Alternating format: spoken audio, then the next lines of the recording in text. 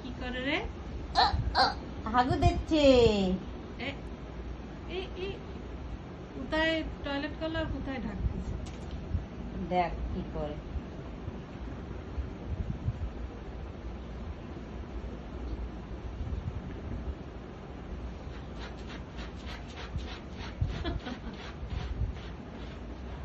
হয়েছে?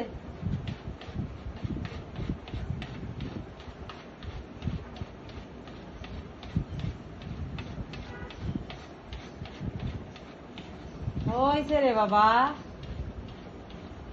আসো। লিটারও কিনে নিয়ে আসলাম, 5 কেজি আনো আছে, আরো 10 কেজি নিয়ে আসলাম। প্রচুর খরচ নেই, প্রচুর। এখনো তো চিকেন বাকি এই মাসের কাছে।